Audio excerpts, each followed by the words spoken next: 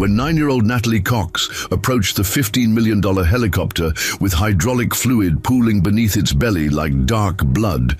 The 3 professional mechanics barely glanced her way.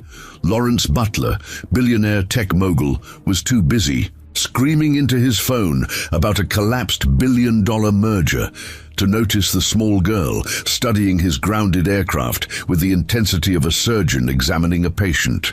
But when she quietly announced that the secondary hydraulic pump was cavitating due to metal contamination in the filtration system, using technical language that would impress MIT engineers, the entire hangar fell silent. 4 hours of expert diagnostics had failed to identify what this child pinpointed in 30 seconds. Yet the real shock came when Lawrence finally looked down and saw the military dog tags hanging from her neck.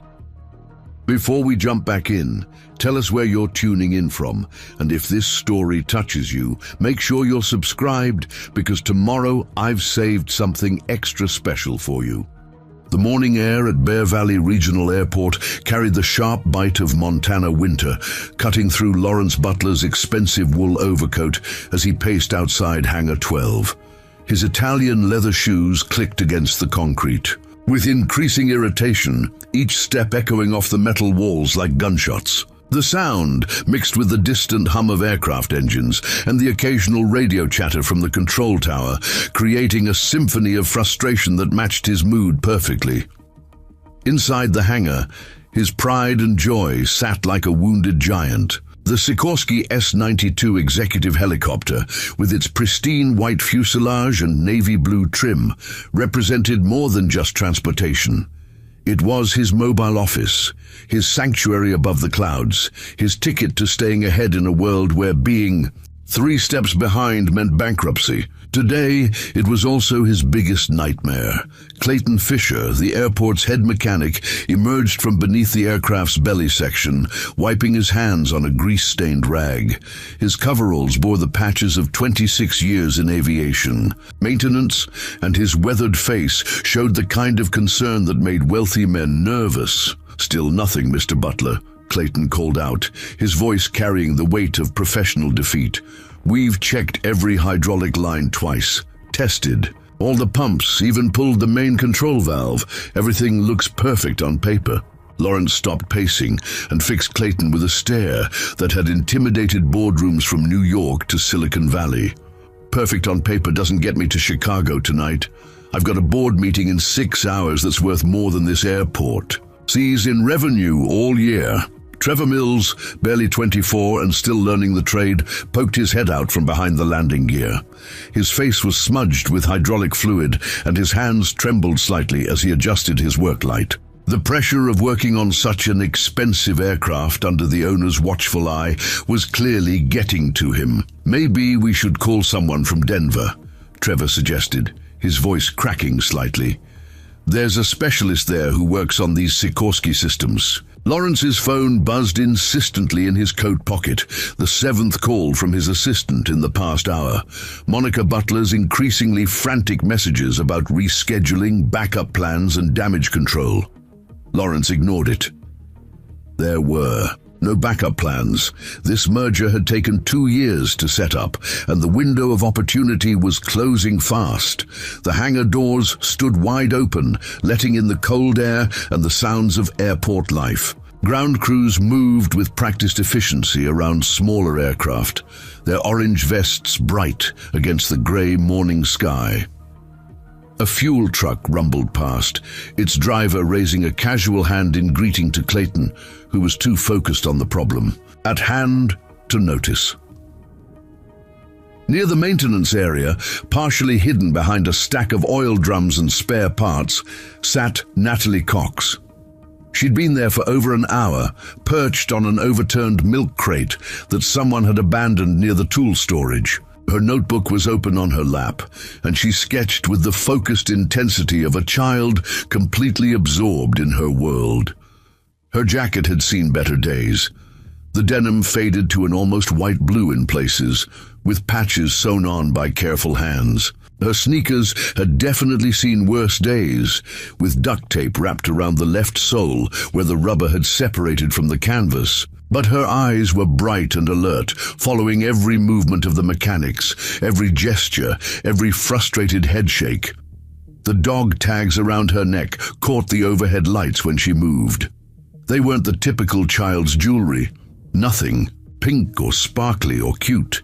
They were serious metal with the weight of something that mattered, something earned through sacrifice and service. Lawrence noticed her for the first time when Clayton's radio crackled to life, startling him from his brooding. Sandra Hughes' voice came through the static, professional, but tinged with curiosity. "Clayton, you copy? I've got Mr. Butler's flight plan still showing departure for 2:30. We going to need to update that?" Clayton keyed his mic, glancing apologetically at Lawrence. "Yeah, Sandra. Going to be a while longer, maybe a lot longer. Copy that. I'll let Tower know to keep that slot flexible." Lawrence's frustration boiled over. He pulled out his phone and jabbed at the screen, calling Monica for the 8th time that morning. The call connected immediately. "Monica, I don't care what you have to do. Charter something, buy something. I need to be in the air within 2 hours. His assistant's voice came through tiny and stressed. "Sir, I've tried everything. There's nothing available with the range you need. The closest option is a smaller helicopter out of Billings, but you'd need to make 2 stops and you'd still miss the morning session." Lawrence closed his eyes and counted to 5, a habit his father had taught him during his first hostile takeover. Never let emotion drive business decisions, but this wasn't just business. This was his reputation, his word, his entire carefully constructed empire balanced on the edge of one malfunctioning aircraft. "Keep trying," he said finally, "and get legal, ready to draw up breach of contract provisions. If this deal falls through, because of mechanical failure, someone's going to pay." He ended the call and shoved the phone back into his pocket, only to notice that the small girl had stood up and was walking directly toward Clayton. Her movement was purposeful, not the wandering curiosity of a child exploring. She had the deliberate stride of someone with something important to say. Lawrence was about to intervene, to call security, or at least shoo the child away from the expensive machinery when she spoke. "I can fix your helicopter, mister." Her voice carried clearly across the hangar, cutting through the ambient noise of tools and radio chatter. It wasn't the high, piping voice of most 9-year-olds. It was steady, confident, matter-of-fact. Clayton looked down at her, his expression softening into the kind of gentle smile adults reserved for children who don't understand the complexity of adult problems. "That's real sweet, honey, but this isn't a bicycle with a flat tire. This is serious machinery." Natalie didn't smile back. She tilted her head slightly, listening to something only she could hear, then pointed directly at the open access panel beneath the aircraft's belly. "Your secondary hydraulic pump is cavitating because you've got metal contamination in your filtration system," she said with the same tone she might use to discuss the weather. "The debris is creating pressure fluctuations that make the pump lose prime.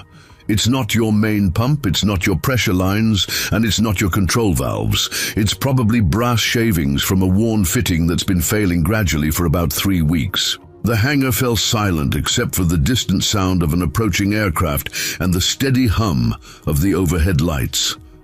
Clayton's smile faded completely. Trevor straightened up from behind the landing gear, his eyes wide. Lawrence stopped breathing. 30 seconds. A 9-year-old girl in duct-tape sneakers had provided a more specific diagnosis than 3 aviation professionals with decades of combined experience. Clayton recovered first, his professional skepticism warring with genuine curiosity. "Little girl, where did you learn words like that?" Natalie's hand moved unconsciously to the dog tags at her throat, her fingers closing around them briefly. "My daddy taught me," she said quietly. "He always said that machines talk to you if you know how to listen." Lawrence stepped forward, his business instincts overriding his shock.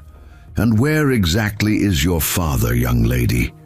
The question hung in the air for a moment longer than it should have. Natalie's eyes flickered with something deeper than sadness, something that made Lawrence suddenly regret asking.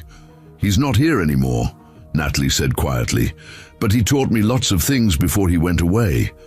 Trevor wiped his hands nervously. "On his coveralls. Clayton, maybe we should check the filtration system. I mean, it couldn't hurt to look, right?" Clayton nodded slowly, still staring at Natalie with a mixture of wonder and professional caution. Yeah, let's take a look." He paused. "But honey, you need to step back while we work. This is still dangerous equipment." Natalie nodded and returned to her milk crate, but Lawrence noticed she positioned herself where she could see everything clearly. Her notebook remained open, but she wasn't drawing anymore. She was watching, evaluating, waiting. Clayton and Trevor disappeared beneath the aircraft, their voices muffled by the fuselage, but their words still audible in the quiet hangar.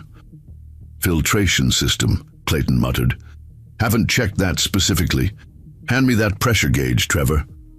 "Clayton, look at this." Trevor's voice carried excitement. "The filter housing.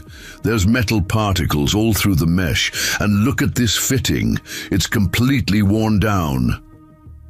Electronic beeping filled the air, followed by Clayton's increasingly animated voice. "Trevor, this filter is completely clogged with brass shavings. No wonder the pump couldn't maintain consistent pressure." A pause, then louder. "How in the hell did a 9-year-old girl know that?" Lawrence looked across the hangar at Natalie, who sat calmly on her crate, one hand still touching the dog tags at her throat. Her eyes met his across the distance, and for a moment he felt like he was looking at someone much older than 9 years old, someone who knew things she shouldn't know, someone who wore military identification like it belonged to her. The weight of those dog tags seemed suddenly significant, familiar in a way that made his chest tighten with a recognition he couldn't quite place. There was something about the way she touched them, something about the reverence in her gesture that reminded him of soldiers he'd known, soldiers who wore their service like a sacred trust. As Clayton and Trevor continued their work beneath, the helicopter, calling out technical specifications and expressing amazement at the accuracy of Natalie's diagnosis, Lawrence found himself studying this remarkable child with growing intensity. She wasn't just precocious or lucky. She was demonstrating a depth of technical understanding that spoke of serious education and natural talent. But more than that, there was something about her presence, something about the way she carried herself despite her obvious youth, that reminded him of someone else, someone who had worn dog tags with the same quiet pride, someone who had saved his life in circumstances he tried not to think about. The memory was there, just at the edge of his consciousness, waiting to surface. Afghanistan, 8 years ago. A helicopter crash that should have killed him, and a medic who had pulled him from the wreckage, a medic whose dog tags had caught the firelight as he worked to save Lawrence's life. Lawrence stared at the tags around Natalie's neck, and for the first time since the morning's crisis began, he forgot entirely about billion-dollar mergers and corporate deadlines. All he could think about was a young soldier's voice in the darkness, calm and professional, even as explosions echoed in the distance, saying words that had haunted Lawrence's dreams for 8 years. "Hold on, sir. I'm going to get you out of here. That's a promise." Telling and preparing this story took us a lot of time. So if you are enjoying it, subscribe to our channel. It means a lot to us. Now, back to the story. Clayton Fisher emerged from beneath the Sikorsky holding a small cylindrical component that looked unremarkable to most people, but represented the difference between success and catastrophe for Lawrence Butler. The hydraulic filter was no bigger than a coffee can, its mesh screen completely clogged with metallic debris that gleamed dully under the hangar's fluorescent lights. "She was right," Clayton announced, his voice carrying equal parts amazement and professional embarrassment. Dead-on accurate. This filter's been collecting brass shavings for weeks, maybe months. No wonder the secondary pump couldn't maintain pressure. Trevor Rodriguez scrambled out from the access panel, his face flushed with excitement and relief. Clayton, I've never seen anything like it. The way she described the cavitation process, the specific component failure, that's master technician, level troubleshooting. Lawrence stared at the clogged filter, then shifted his gaze to Natalie, who sat quietly observing their reactions. She hadn't moved from her makeshift seat, but something in her posture suggested she was unsurprised by their discovery, as if she'd known all along what they would find. "How long to replace it?" Lawrence asked, his voice tight with controlled urgency. Clayton turned the component over in his weathered hands, examining the extent of the contamination. "That's the problem. This is a specialized filter for the S-92's hydraulic system. We don't stock these particular units. I'll need to order one from the manufacturer, and even with expedited shipping, we're looking at 72 hours minimum."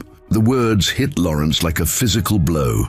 72 hours meant missing not just tonight's board meeting, but the entire merger window. 2 years of negotiations, countless due diligence processes, and hundreds of millions in potential profit, all evaporating because of a component that probably cost less than his morning coffee. His phone buzzed again. Monica, undoubtedly with more bad news about charter alternatives. Lawrence ignored it and walked over to where Natalie sat, his expensive shoes echoing in the sudden quiet of the hangar. "Young lady," he said, crouching down to her eye level, "you seem to know quite a bit about aircraft systems." Natalie nodded solemnly, her small fingers absently touching the dog tags at her throat. "Some things. Do you know anything about where we might find a replacement filter on short notice?"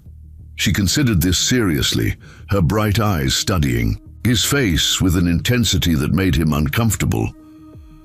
"Maybe. Depends on what else is around here." Clayton overheard and approached, carrying his tablet with the part specifications displayed. "Honey, this is a very specific component. It's not like we can just grab something similar from another aircraft." Natalie stood up and walked over to Clayton, studying the screen with a fluency that made both men shift uncomfortably. She was reading the technical specifications with the ease of someone who understood every acronym and measurement. "The filter element itself is standard," she said after a moment. "It's the housing and mounting hardware that are proprietary to Sikorsky. But if you had the right tools and some basic machining capability, you could adapt a compatible filter to work temporarily." Trevor's eyebrows shot up. "Adapt? You mean modify an aircraft hydraulic system?" "Not modify," Natalie corrected patiently. "Adapt. My daddy used to say that sometimes the best solution isn't the prettiest one, it's the one that gets people home safe." Lawrence felt something stir in his chest at the way she said "daddy," with that particular mix of reverence and loss that spoke of fresh grief. "What kind of work did your father do?" "He fixed things that were broken," Natalie answered simply. "Big things, little things, broken things that everyone else said couldn't be fixed. He said that when people needed help, you found a way to help them, even if it wasn't in the manual."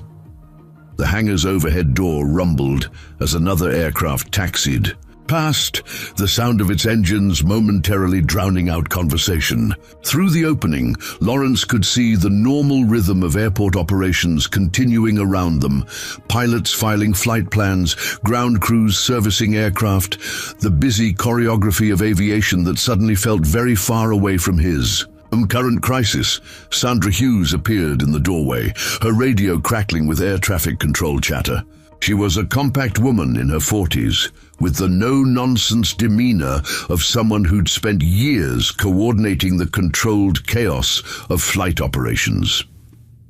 "Clayton," she called out, "I've got 2 more aircraft requesting hangar space for weather. Delays. How much longer are you going to need with Mr. Butler's bird?" Still working on it, Sandra. Could be a while. Sandra walked over to inspect their progress, nodding professionally at Lawrence before her eyes settled on Natalie. Well, I'll be, if it isn't our little airport mascot. Haven't seen you around in a few days, sweetheart. Lawrence's attention sharpened. You know her? Sure do. Natalie's grandmother Lucille brings her out here most weekends. Kid's got a real fascination with aircraft, don't you, honey? Natalie smiled for the first time since Lawrence had been watching her. Hi, Miss Hughes. I like watching the planes and helicopters. More than watching, from what I've heard, Sandra said with a warm chuckle. Betty over at the diner was telling him how you helped that charter pilot figure out his engine trouble last month. Clayton's head snapped up. She did what now? Sandra settled into the rhythm of a good story. Old Bill Peterson was having fuel injection problems with his Bell 206. Thing would run fine on the ground, but start losing power at altitude. Had him stumped for weeks. Then little Natalie here takes one listen to the engine and tells him his fuel metering unit was sticking due to contaminated fuel lines. Trevor whistled low. Was she right?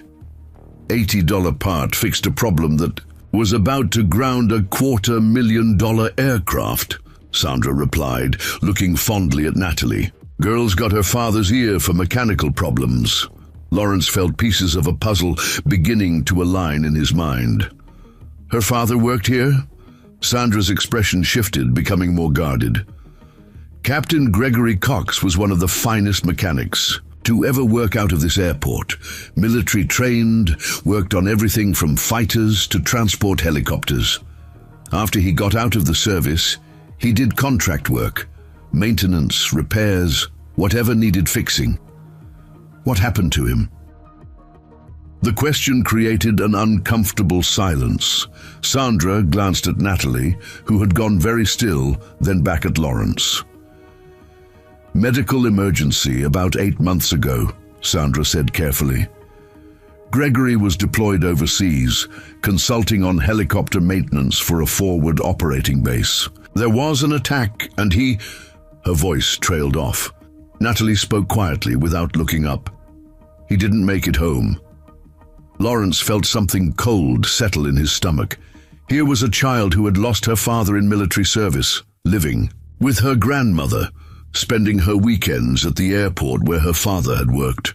And somehow, in the midst of her grief, she had absorbed enough aviation knowledge to diagnose problems that stumped experienced mechanics. His phone rang. This time he answered without checking the caller ID. Monica, what do you have for me? Sir, I found a charter helicopter, but it's going to require a fuel stop in Denver, and you won't arrive until after 10 p.m. The board meeting will be over. Vincent looked at the clogged filter Clayton still held, then at Natalie, who was now sketching again in her notebook. What if I told you we might have the helicopter fixed today? Sir, I thought the mechanic said it was impossible without the part. Maybe it is, maybe it isn't. Lawrence ended the call and addressed Natalie directly. You mentioned adapting a compatible filter. How exactly would that work? Natalie closed her notebook and stood up, her movements deliberate and confident. First, we'd need to find the right base component. The filtration specifications have to match exactly, but the physical mounting can be modified. She walked over to a workbench covered with various mechanical components and spare parts, scanning the organized chaos with an expert eye. Then we'd need to fabricate mounting hardware, probably using parts from the old filter housing combined with standard fittings. Clayton joined her at the workbench, his skepticism warring with genuine curiosity. And you think that would actually work? It would work, Natalie said with quiet certainty. The question is whether you trust it to work well enough to fly. Lawrence found himself studying this remarkable child with new eyes. She wasn't just precocious or lucky. She was demonstrating a depth of technical understanding that spoke of serious education and natural talent. The way she moved around the workshop, identifying components and explaining procedures, reminded him of the best engineers he'd worked with in his corporate career. But there was something else, something that nagged at the back of his mind. The way she touched those dog tags, the reverence in her voice when she spoke of her father, the military bearing that seemed oddly mature for a 9-year-old. And those dog tags themselves, there was something familiar about them. Something that made his chest tighten with recognition he couldn't quite place. How long would this modification take? He asked. Natalie considered this carefully. With the right help, maybe 3 hours. But Mr. Fisher would have to do most of the actual work. My hands are too small for some of the connections. Clayton was already pulling components from storage bins, his professional instincts overriding his doubts. Trevor, get me the precision toolkit and find every compatible filter we have in stock. As the two mechanics began gathering materials, Lawrence crouched down beside Natalie again. "Why are you helping us?" he asked quietly. Natalie's hand went to her dog tags again, her fingers tracing the outline of the metal identification. "Because that's what my daddy would have done," she said simply.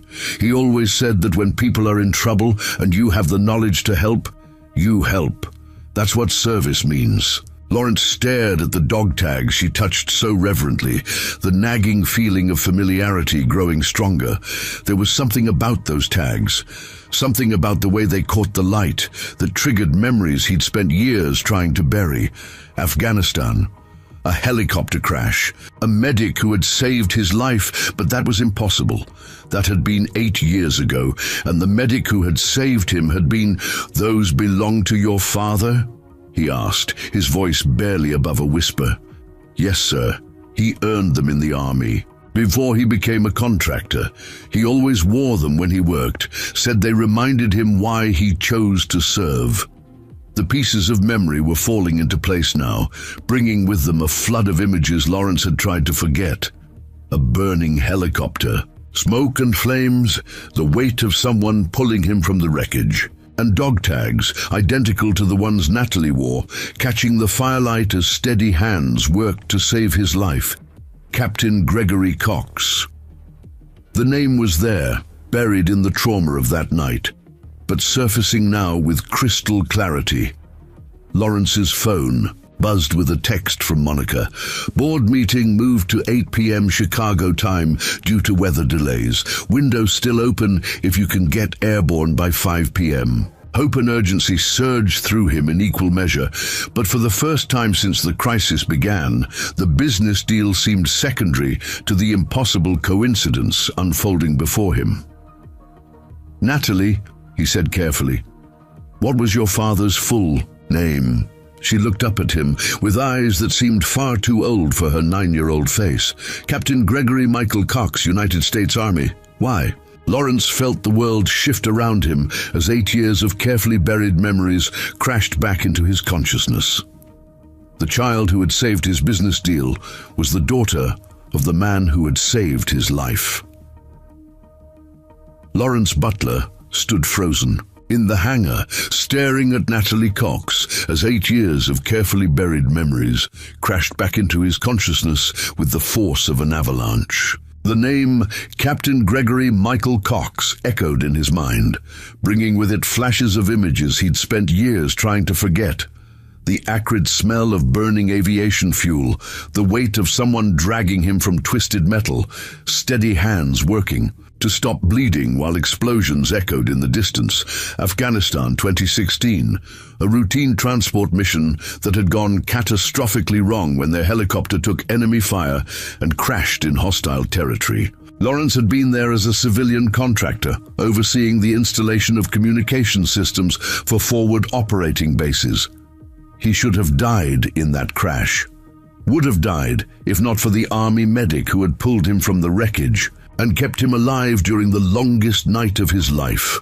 "Sir," Natalie's voice cut through his paralysis, concern creeping into her young features. "Are you okay?" Lawrence blinked, forcing himself back to the present moment. The hangar around him came back into focus. Clayton and Trevor gathering tools, Sandra checking her radio, the steady hum of airport operations continuing beyond the open doors. But superimposed over it all was the memory of another voice, calm and professional in the darkness, saying words that had haunted his dreams. "Stay with me, sir. I'm going to get you home. That's a promise." "Your father," Lawrence said slowly, his voice hoarse. "Captain Cox. He was deployed to Afghanistan in 2016. Natalie nodded, her small hand unconsciously touching the dog tags at her throat. "He did 3 tours there. The last one was supposed to be just 6 months, consulting on helicopter maintenance and training local mechanics." Her voice grew quieter. "But there was an attack on the base where he was working. He saved someone during the evacuation, but..." She didn't finish the sentence. She didn't need to. Lawrence felt his legs grow weak. He sank down onto a nearby toolbox, his mind reeling from the impossibility of what he was hearing. The child who had just diagnosed his helicopter problem, who had inherited her father's mechanical genius, was the daughter of the man who had saved his life 8 years ago. Clayton looked up from his parts inventory, noticing Lawrence's pale complexion. "Mr. Butler, you feeling all right? You look like you've seen a ghost." In a way, he had. Gregory Cox had been more than just the medic who saved him that night. During the 14 hours they'd spent hiding in a bombed-out building, waiting for extraction, the young soldier had talked about his family back home. His wife, Sarah, who worried every day about his deployments. His little girl, Natalie, who was barely 2 years old, but already showed an uncanny interest in taking apart any mechanical toy she could get her hands on. "She's going to be an engineer someday," Gregory had said, his voice proud despite their desperate circumstances. "Kid can figure out how anything works just by looking at it. Got that from her old man, I guess." Lawrence remembered laughing despite their situation, despite the pain from his injuries and the uncertainty of whether they'd survive until morning. Gregory had shown him photos on his phone, a tiny girl with dark hair and bright eyes, grinning as she played with a toy helicopter that looked remarkably similar to the one that had just crashed. "Mr. Butler?" Trevor's voice seemed to come from very far away. "Should we continue with the filter modification?" Lawrence looked up to find everyone in the hangar staring at him with concern. He'd been silent for several minutes, lost in memories that felt more real than the present moment. Natalie was watching him with particular intensity, her young face creased with worry. "I knew your father," Lawrence said quietly, the words coming out before he could stop them. The hangar fell silent except for the distant sound of aircraft engines and radio chatter. Natalie's eyes widened, her hand tightening. "Around her dog tags, you knew my daddy?" Lawrence nodded slowly, struggling to find words adequate for what he needed to say. "He saved my life. In Afghanistan, 8 years ago. Our helicopter was shot down and he..." His voice caught. "He pulled me from the wreckage, kept me alive. Until rescue arrived." Natalie stared at him for a long moment, her young mind processing this information. Then slowly, recognition dawned in her features. "You're the contractor," she said softly. "The one Daddy talked about, the one who was working on the communication systems." He talked about me all the time, especially after he came home from that deployment. He said he'd saved a good man that night, someone who was trying to help make the world safer. Natalie's voice grew stronger. "He said you promised to do something important with your life, to make sure his sacrifice mattered." Lawrence felt tears prick at his eyes. He did remember making that promise in the darkness of their hiding place, when Gregory's steady presence had been the only thing standing between him and despair. He'd promised that if he survived, if he made it home, he would build something meaningful with the second chance he was being given. And he had built something, Butler Technologies had grown from a small startup to a multinational corporation, employing thousands of people and developing communication systems that kept soldiers safer in combat zones around the world. Every success, every contract, every technological breakthrough had been driven by the memory of that night and the debt he owed to a young medic who had refused to leave anyone behind. But until this moment, he'd never had the chance to thank Gregory Cox personally. The soldier had been transferred to a different unit shortly after their rescue, and Lawrence had been evacuated for medical treatment. By the time he was recovered enough to search for his rescuer, Gregory had been deployed again, and military bureaucracy had made contact impossible. Clayton cleared his throat uncomfortably, clearly sensing the emotional undercurrents he didn't understand. Maybe we should give you folks some privacy. This seems like... No, Lawrence said, standing up with sudden resolve. We have work to do. Natalie is right. We need to fix this helicopter.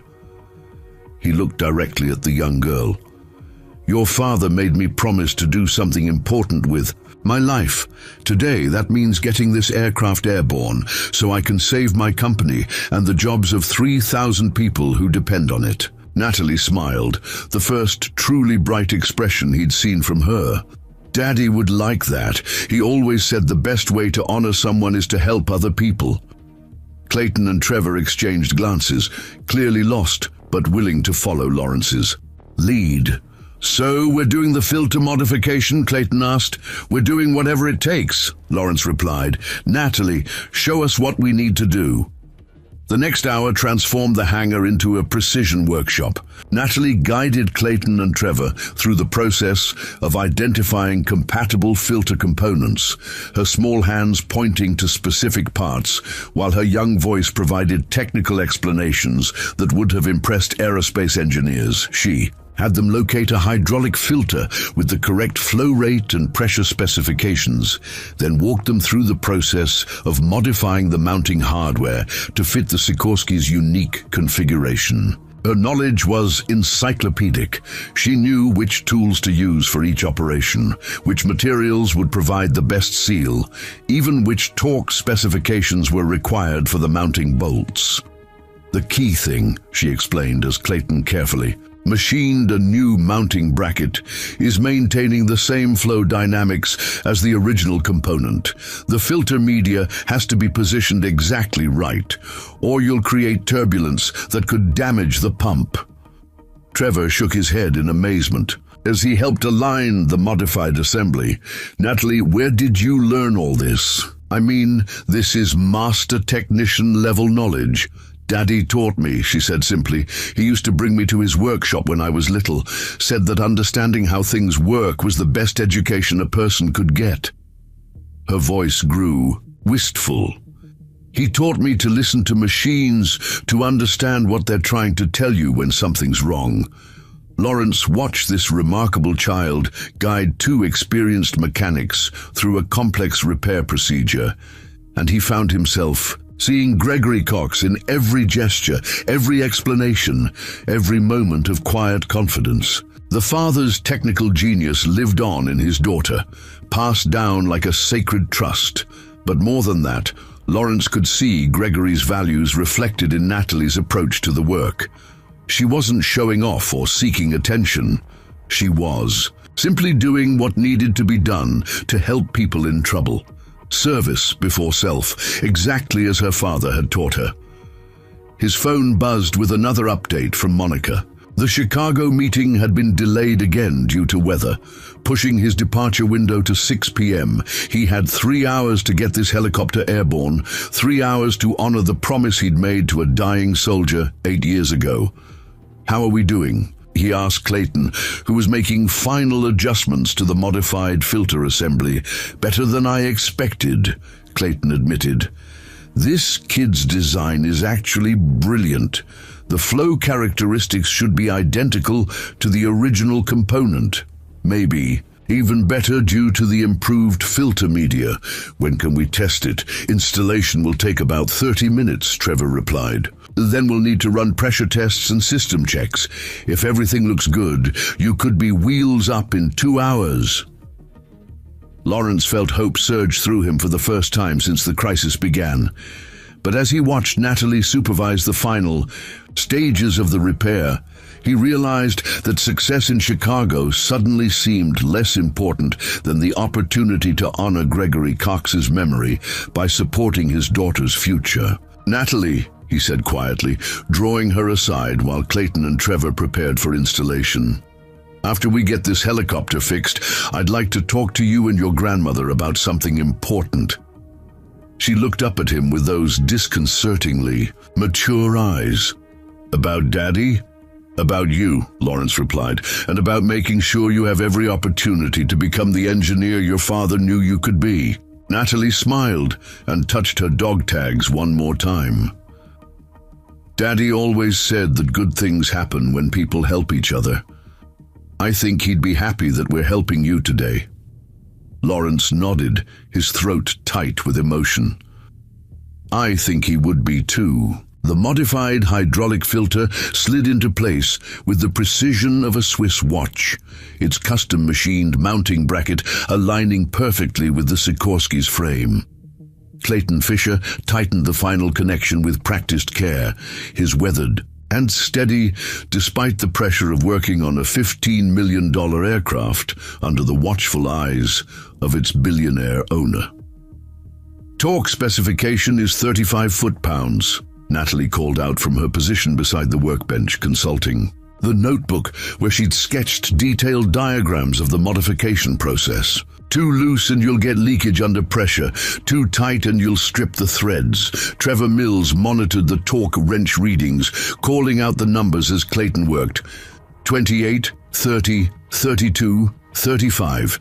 "Perfect, Lawrence." Butler stood nearby, his expensive suit incongruous among the mechanic's coveralls and the industrial environment of the hangar.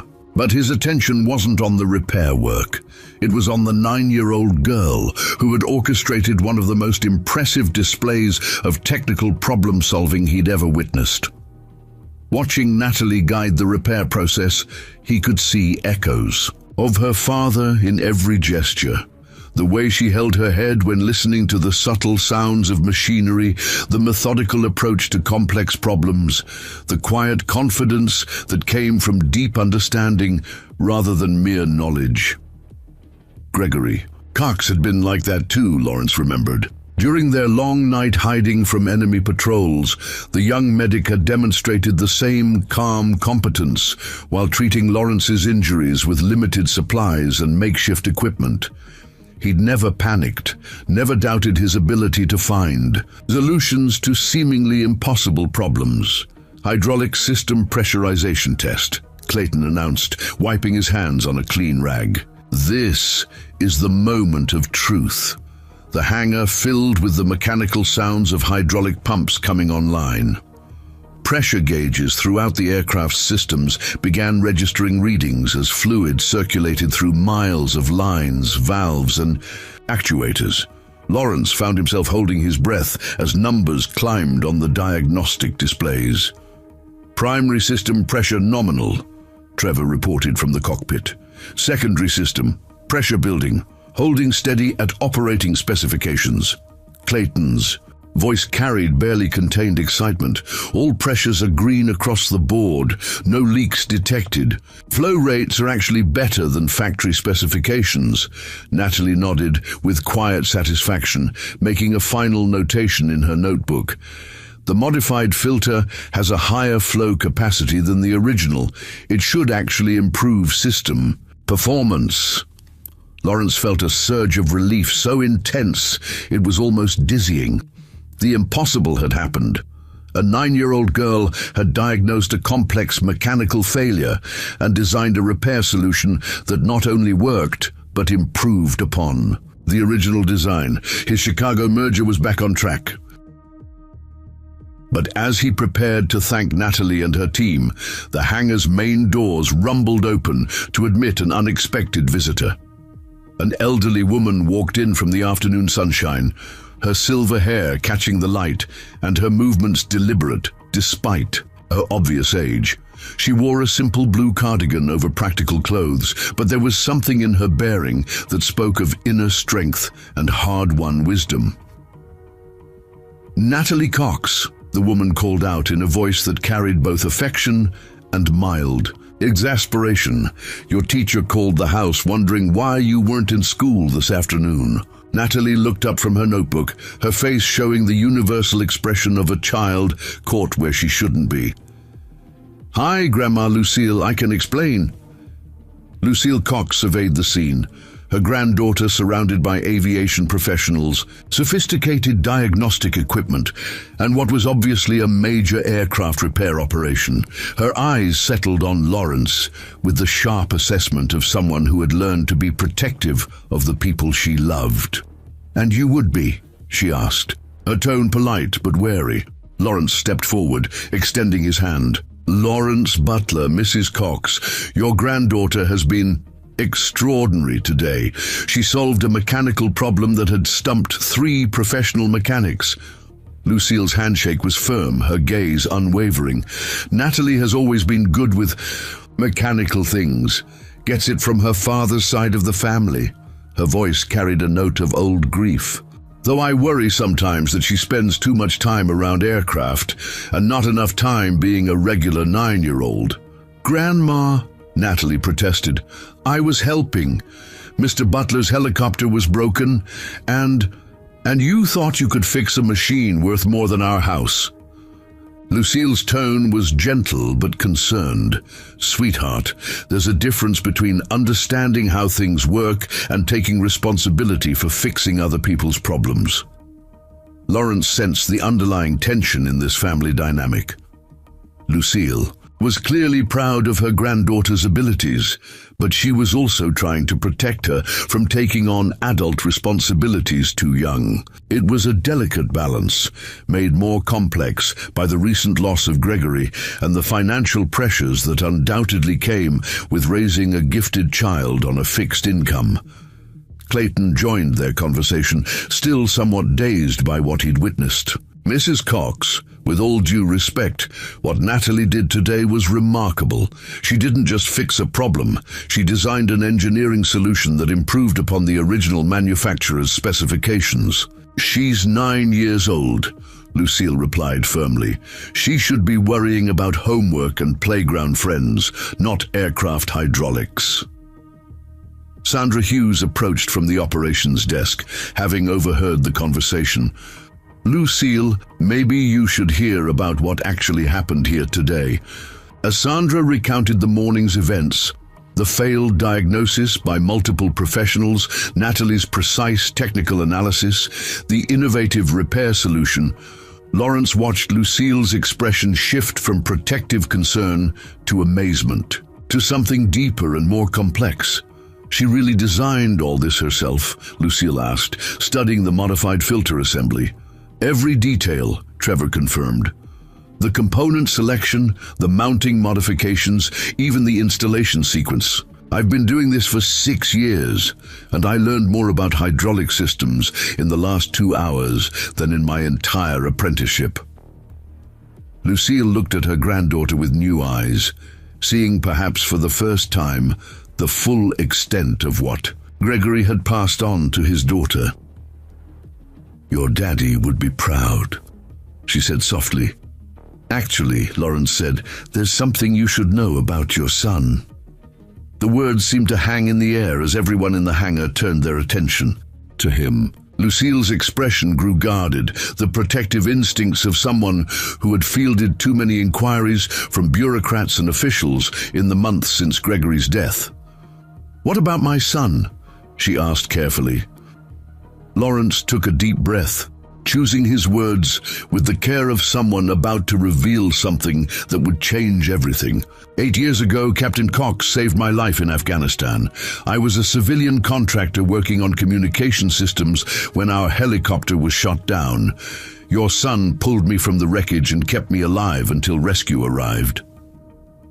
The hangar fell completely silent, except for the distant sounds of airport operations. Lucille stared at Lawrence with wide eyes, her hand moving unconsciously to her throat in a gesture that exactly mirrored her granddaughter's habit of touching the dog tags. "You're the one," she whispered.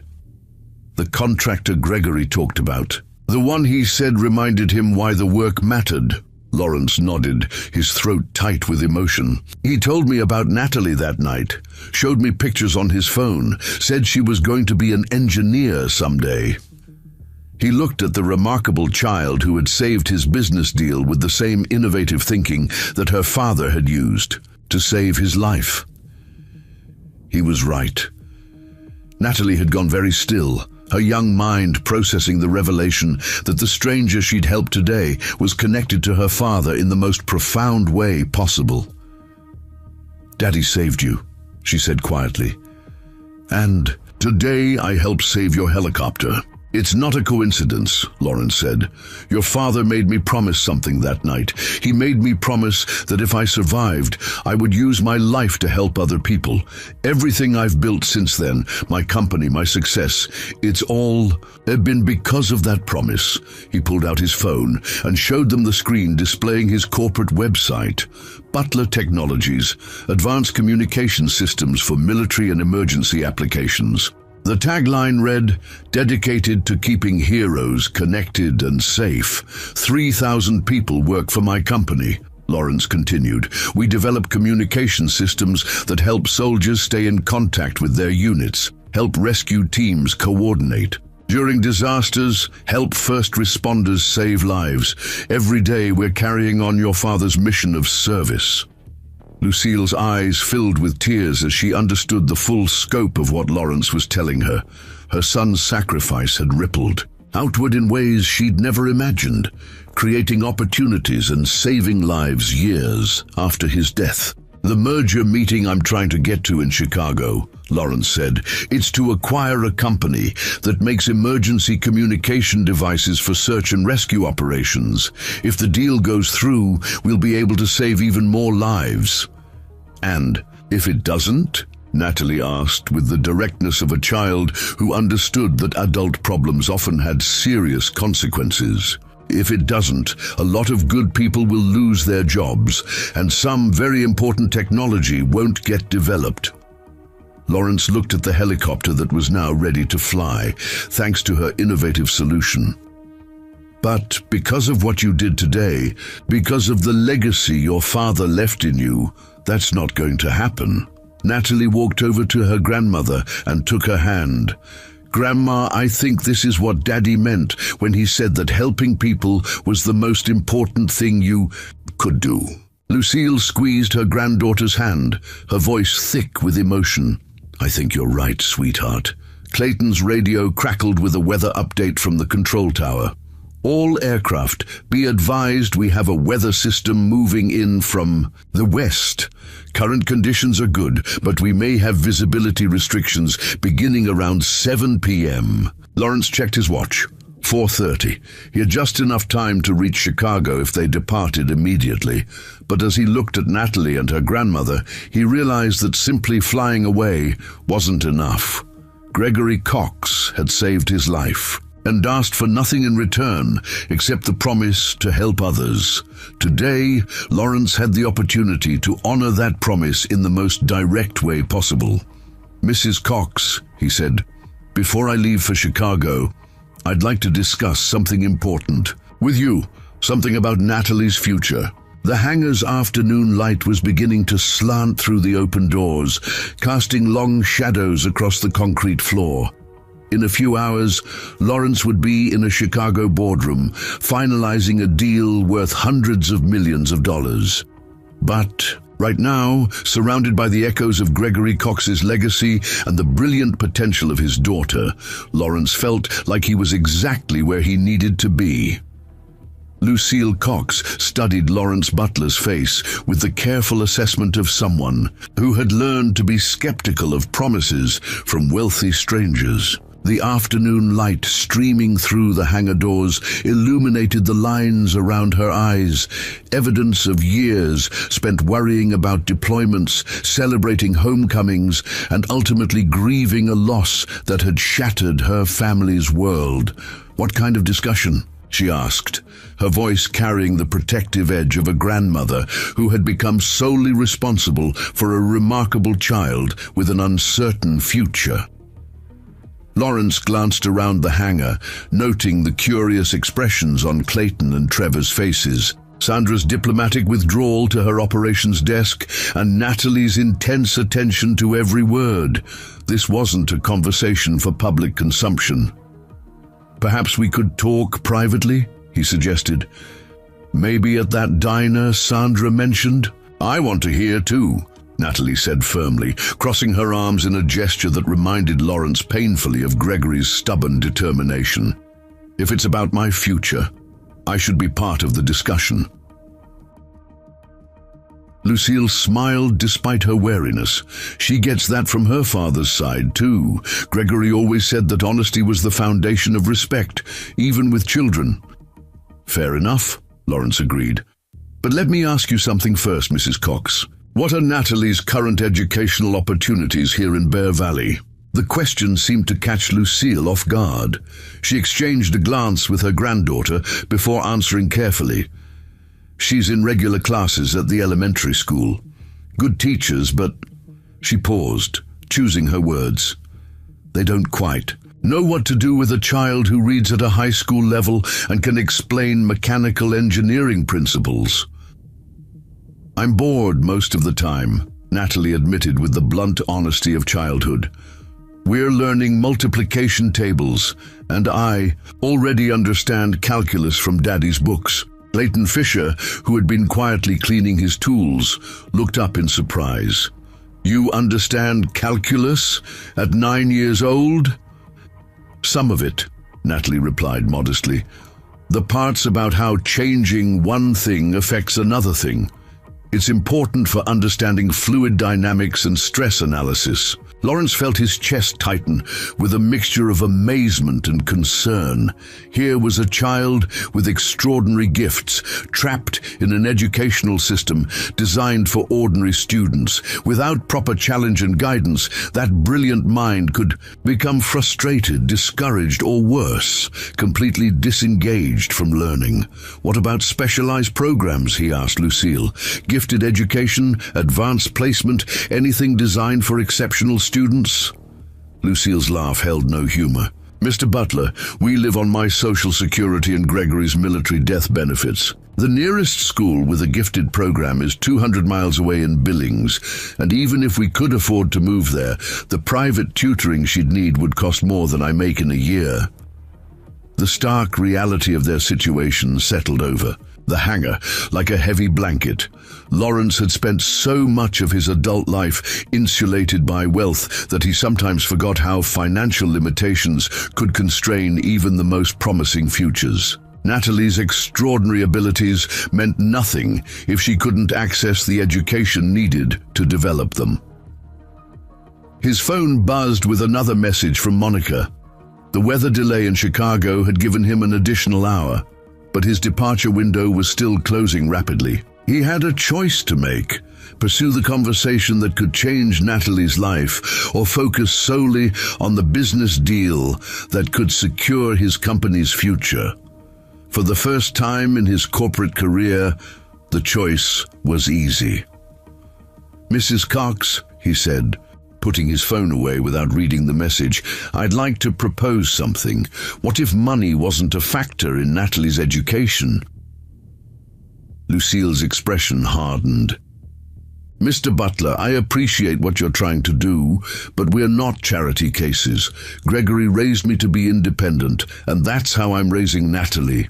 "It wouldn't be charity," Lawrence replied quickly. "It would be an investment in Natalie's future, yes, but also in the future of everything your husband stood for." He walked over to where Natalie stood beside her grandmother, crouching down to meet the young girl's eyes. "Your father saved my life, but more than that, he changed how I thought about what life was for. He taught me that real success isn't about accumulating wealth. It's about using whatever abilities you have to help other people." Natalie nodded solemnly, her hand drifting to her father's dog tags. "That's what the tags mean. Service before self." "Exactly." Lawrence stood and faced Lucille again. I've spent the last 8 years building a company based on that principle.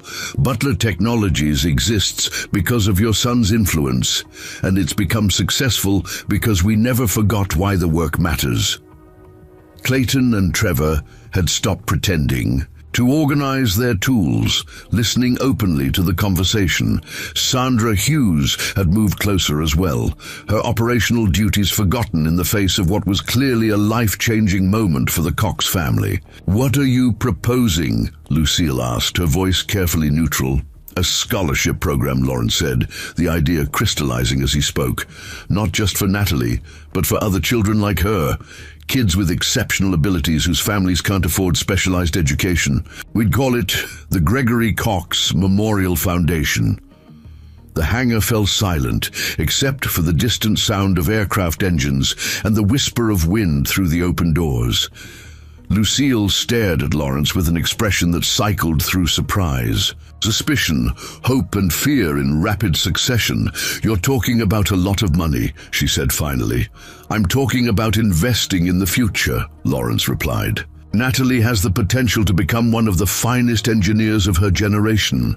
She could design aircraft that are safer, develop systems that save lives, maybe even solve problems we haven't imagined yet, but only if she gets the education she needs."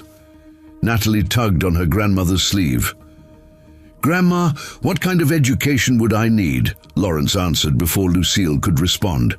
"Advanced mathematics, physics, computer programming, materials science, access to laboratories, and equipment where you could test your ideas, mentorship from professionals who understand what you're capable of achieving."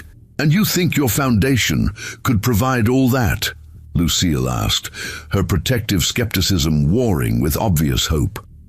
"I think it's our responsibility to try," Lawrence said. "Your son gave me a second chance at life. The least I can do is make sure his daughter gets every chance to reach her potential." Trevor Mills stepped forward hesitantly.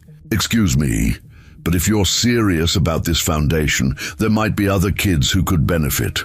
I know a family in Billings whose son is incredibly gifted with electronics, but they can't afford to send him to engineering camp.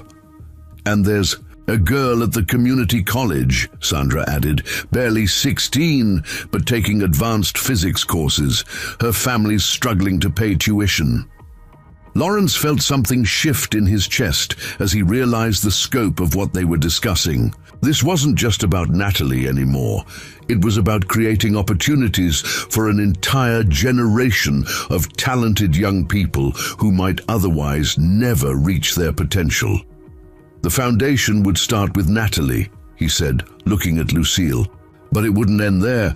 We'd identify gifted students throughout Montana, maybe eventually across the entire region, provide scholarships, mentorship, access to advanced educational resources." Natalie's eyes were shining with excitement. "Could I help identify other kids who need help? I know some students at school who are really smart, but don't have anyone to talk to about advanced subjects." "You'd be our first scholar and our first advisor," Lawrence confirmed. "After all, who better to identify hidden talent than someone who understands what it's like to be different?"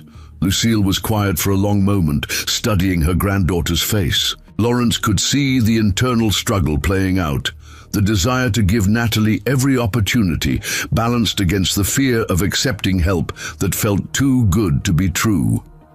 "What would this mean practically?" she asked finally. "We can't move to San Francisco or some fancy boarding school. Natalie needs stability, family, a sense of home. She wouldn't have to leave Bear Valley," Lawrence assured her. "We'd bring the education to her. Private tutors for advanced subjects, online courses with the best universities, summer programs at tech companies and research institutions. When she's older, if she wants to attend a prestigious university, the foundation would cover all expenses." Clayton shook his head in amazement. "Mrs. Cox, this is an incredible opportunity.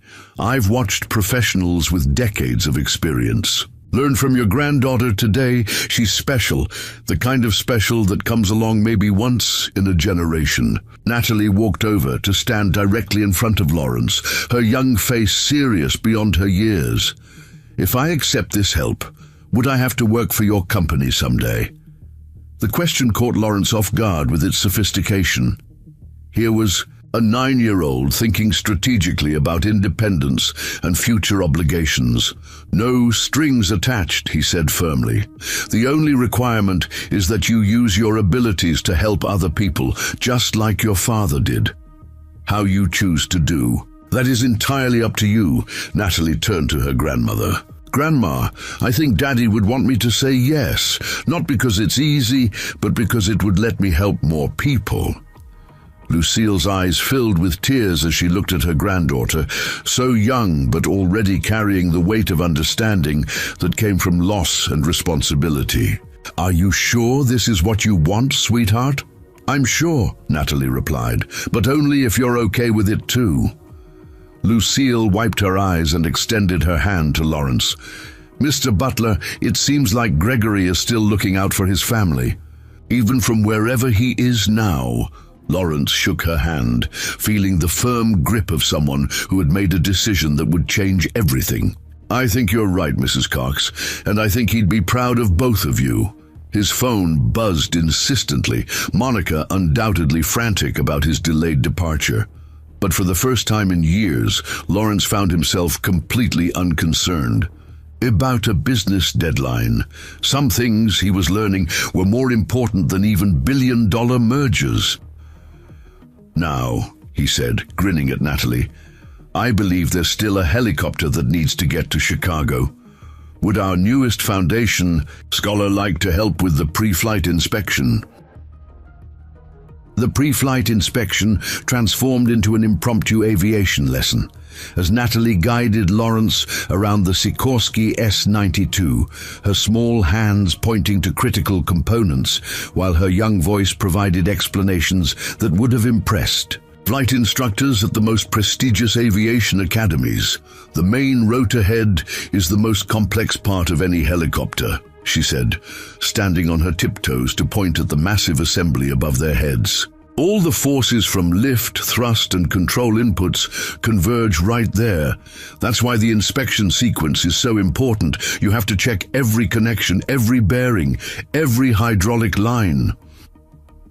Lawrence followed her guidance, running, his hands along control linkages and checking fluid levels under her watchful supervision. He'd been a passenger in helicopters hundreds of times, but he'd never truly understood the intricate mechanical ballet that kept these machines airborne. Your father taught you all this? He asked, marveling at the depth of her knowledge. Some of it, Natalie replied, consulting a checklist she'd produced from her back pocket, a professional pre-flight inspection card that looked well used. But mostly I learned by watching and asking questions. Daddy always said that curiosity was the most important tool an engineer could have. Clayton Fisher approached with a clipboard full of maintenance documentation, shaking his head in continued amazement. Natalie, I've been doing this for 26 years, and I'm still learning things from watching you work. That filter modification you designed, I'm going to recommend it to the manufacturer as a permanent upgrade. Really? Natalie's face lit up with genuine surprise and pride. Really, the flow characteristics are superior to the original design, and the mounting system is actually more robust. You've improved upon a $15 million aircraft with spare parts and ingenuity. Trevor Mills jogged over from the fuel depot, his coveralls spotted with hydraulic fluid and his face flushed with excitement. All systems are testing green across the board. Hydraulic pressures are steady, control responses are crisp, and the new filter is actually improving system efficiency by about 8%. Lawrence felt a surge of satisfaction that had nothing to do with his impending business deal. Watching Natalie receive recognition for her technical achievement reminded him of why he'd fallen in love with engineering in the first place, the pure joy of solving complex problems and creating something better than what existed before. Lucille Cox stood nearby, observing her granddaughter with an expression that mixed pride, amazement, and lingering concern. The conversation about the foundation had clearly affected her deeply, but Lawrence could see she was still processing the implications of what accepting his help would mean for their family. "Mrs. Cox," he said, stepping away from the helicopter inspection, "I know this is a lot to consider. If you'd like time to think about the foundation proposal—" "No," Lucille interrupted, her voice firm. "Natalie's right. This is what Gregory would want. But I do have some conditions." Lawrence nodded, respecting her need to maintain some control over her granddaughter's future. "Of course. First, any educational programs have to respect that Natalie is still a child. She needs time to play, to make friends, to experience normal childhood activities." "Absolutely agreed," Lawrence said. "Academic acceleration shouldn't come at the expense of social and emotional development. Second, all major decisions about her education remain with our family. We'll listen to recommendations, but we make the final choices." "That's exactly how it should be." Lucille studied his face, searching for any sign of insincerity. "And third, this foundation has to be about more than just Natalie. If we're going to honor Gregory's memory, it needs to help as many children as possible." Lawrence smiled, recognizing the same ethical framework that had defined Gregory's approach to military service. "Mrs. Cox, I think we're going to work together very well." Sandra Hughes approached from the operations desk, her radio crackling with air traffic control communications. "Lawrence, I've got your flight plan updated and filed. Current weather shows clear skies to Chicago, but there's another system moving. In tonight, that could affect your return trip." "What's the departure window?" Lawrence asked, though he found himself caring less about the timeline than he had just hours earlier. "You need to be wheels up by 6:30 at the latest," Sandra replied. "That gives you about 45 minutes. Lawrence checked his watch, then looked at Natalie, who was now examining the helicopter's communication array with intense concentration. "Think we're ready for departure?" "Almost," Natalie said, running her small fingers along a series of antenna connections. "There's a loose connector on the primary communication system. Nothing that would prevent flight, but it might cause intermittent signal loss." Clayton grabbed his tools without being asked. "Show me." Within minutes, Natalie had guided Clayton to a barely visible loose connection that would have been nearly impossible to find without knowing exactly where to look. The repair took less than 5 minutes, but the discovery reinforced everyone's growing appreciation for her extraordinary diagnostic abilities. "How did you spot that?" Trevor asked, genuinely curious.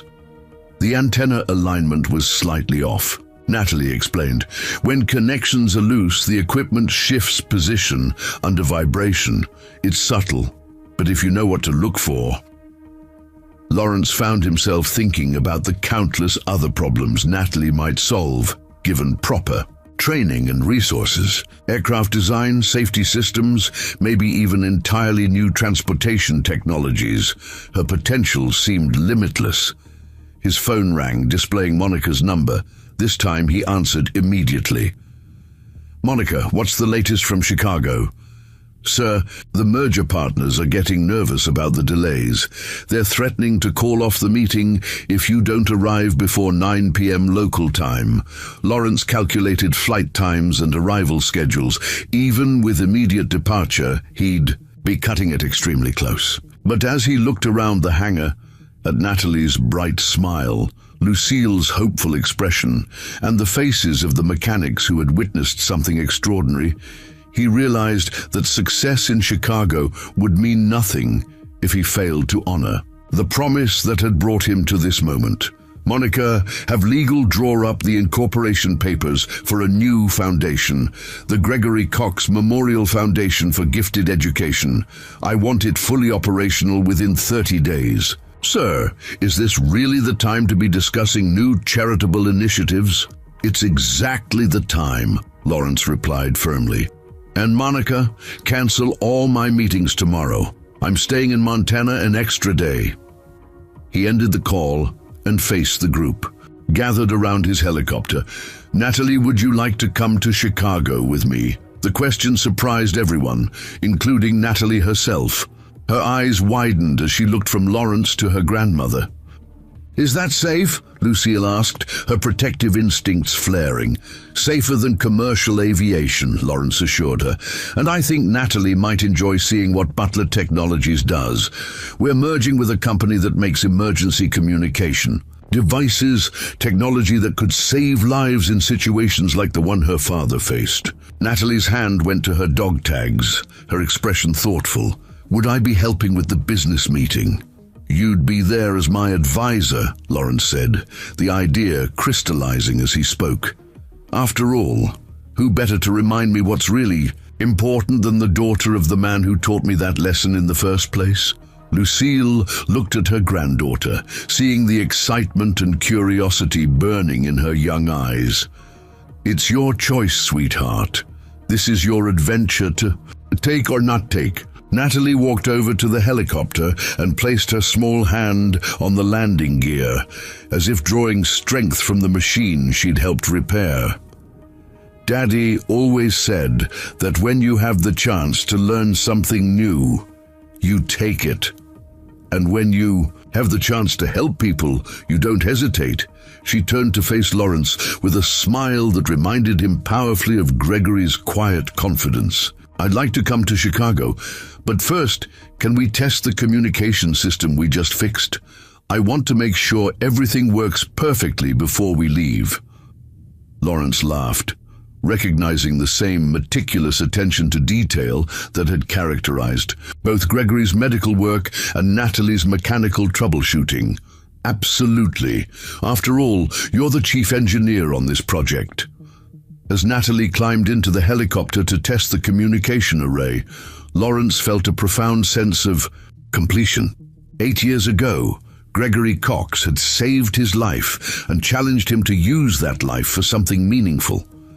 Today, Gregory's daughter had saved his business and reminded him that the most important legacy anyone could leave was the knowledge and values they passed on to the next generation. The helicopter's engines spooled up with a smooth whine of turbines coming online. Through the cockpit windows, Lawrence could see Natalie wearing a headset that was comically oversized for her small head, speaking with the professionalism of someone born to this work.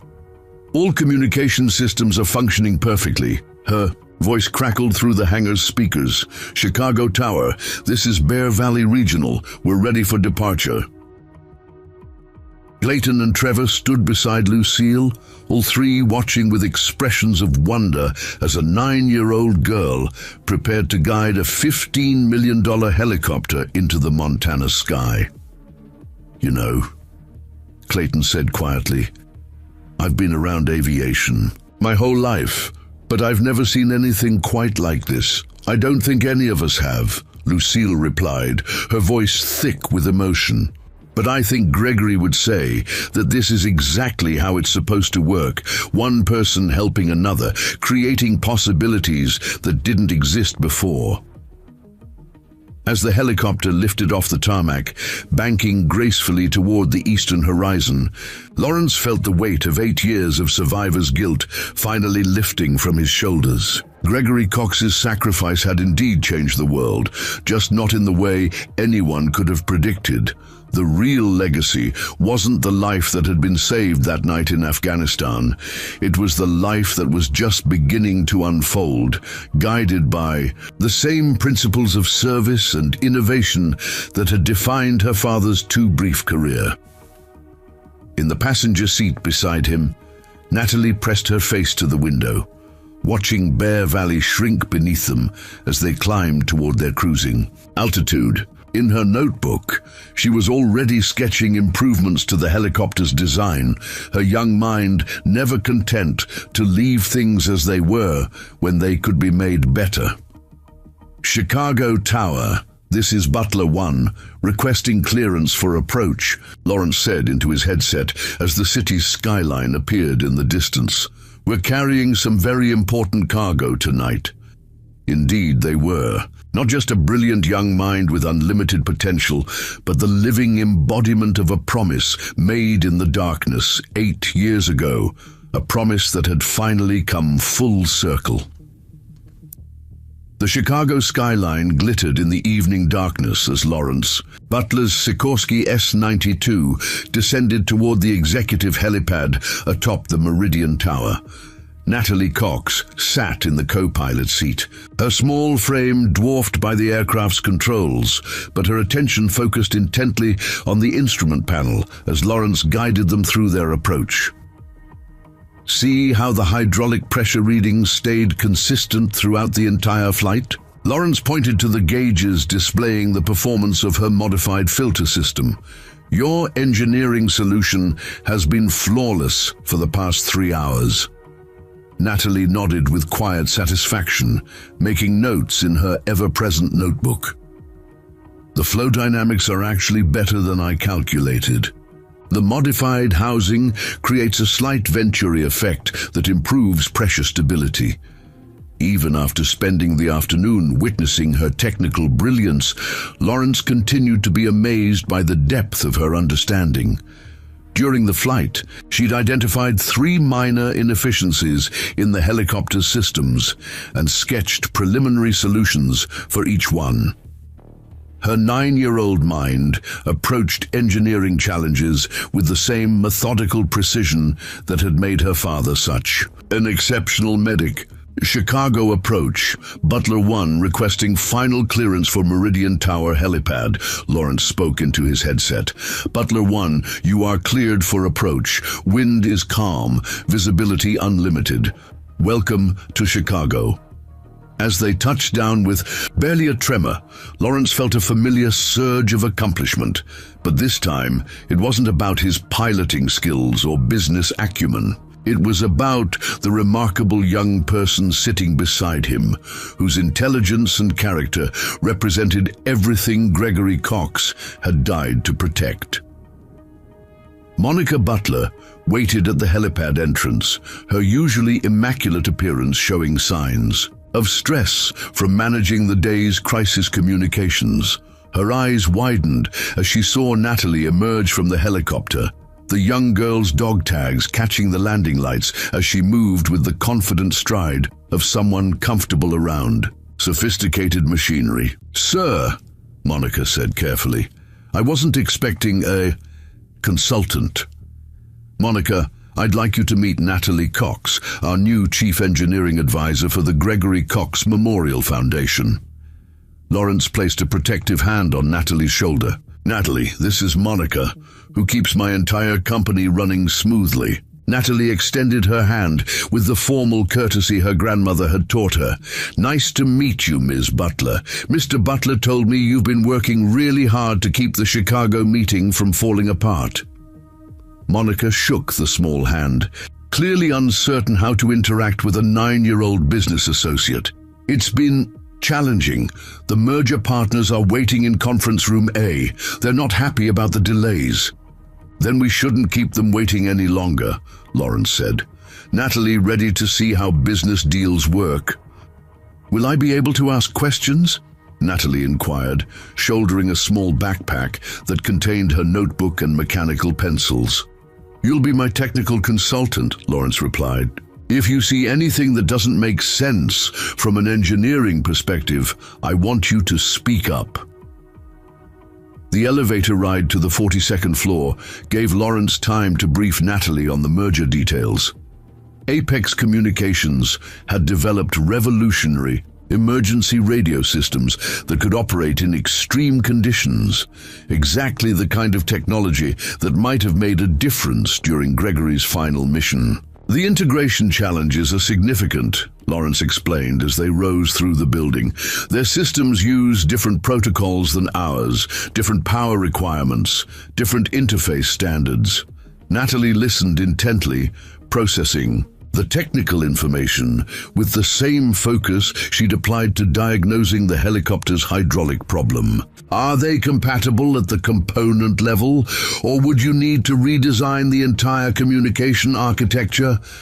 Monica stared at the young girl, clearly struggling to reconcile her age with the sophisticated nature of her question. "Sir, she really understands this. She understands it better than most of my engineering staff," Lawrence replied honestly. "Natalie has a gift for seeing how complex systems interact." The conference room buzzed with tension as Lawrence and Natalie entered. 3 men in expensive suits sat around a polished table covered with technical specifications, financial projections, and legal documents. The merger partners from Apex Communications had clearly been waiting impatiently, their body language radiating frustration with the day's delays. "Gentlemen," Lawrence said with the commanding presence that had built his corporate empire, "I apologize for the delay. We encountered some technical challenges that required immediate attention." Richard Hawthorne, Apex's CEO, gestured impatiently at the waiting documents. "Lawrence, we've been here for 6 hours. The board members who flew in from Seattle are threatening to return home tonight if we don't finalize terms immediately." "And who exactly is this?" asked Dr. James Mitchell, Apex's chief technology officer, nodding toward Natalie with barely concealed annoyance. "This is Natalie Cox, my technical consultant for this acquisition," Lawrence replied smoothly, pulling out a chair for Natalie at the conference table.